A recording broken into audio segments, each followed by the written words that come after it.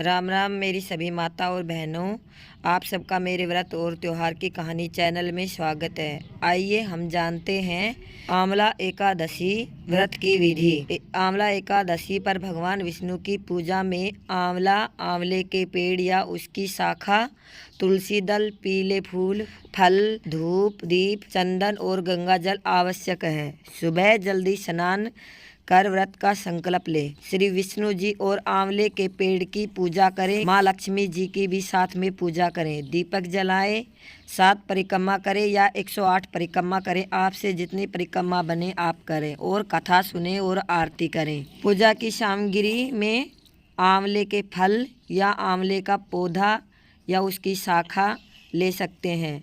तुलसी दल होना जरूरी है क्योंकि तुलसी दल के बिना पूजा अधूरी होती है। तुलसी के पत्ते भगवान विष्णु जी को भोग अवश्य लगाएं। पूजा सामग्री में भगवान विष्णु की मूर्ति या तस्वीर लें। जल का लोटा ले, गंगा जल, घी का दीपक, श्रृंगार में पीले फूल, चंदन, पीला चंदन, पीले वस्त्र, मिठाई, फल, आंवले का भोग विशेष जरूर लगाएं। धूप, अगरबत्ती, आंवला, कपूर, कलावा, आरती के लिए थाली। सुबह की पूजा में सुबह जल्दी उठकर स्नान करें और पीले वस्त्र धारण करें। घर के मंदिर में दीपक जलाएं। भगवान विष्णु के सामने हाथ में जल और चावल लेकर व्रत का संकल्प लें। भगवान विष्णु या शालिग्राम को गंगा जल से स्नान कराएं। चंदन और पीले फूल अर्पित करें। भगवान विष्णु को आंवला समर्पित करें। विष्णु सहस्त्र नाम का पाठ करें या फिर ओम नमो भगवते वासुदेवाय नमः का जप करें। दिन भर अपने मुख से ओम नमो भगवते नाम का जप करते रहें।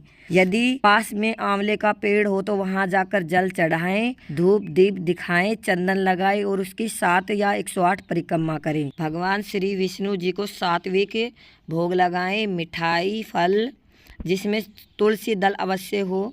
अंत में आरती करें। आंवला की एकादशी की व्रत की कथा सुने। शाम को पुनः भगवान विष्णु की आरती करें और आंवले के वृक्ष के नीचे घी का दीपक जलाएं। इस दिन चावल का सेवन वर्जित है। ज़रूरतमंदों को अन्न, वस्त्र या आंवला का दान करें। अगले दिन द्वादशी के दिन स्नान कर भगवान की पूजा के बाद सूर्य उदय होने के बाद ही व्रत का पारण करें। वीडियो अच्छी लगी तो लाइक, कमेंट और शेयर करें।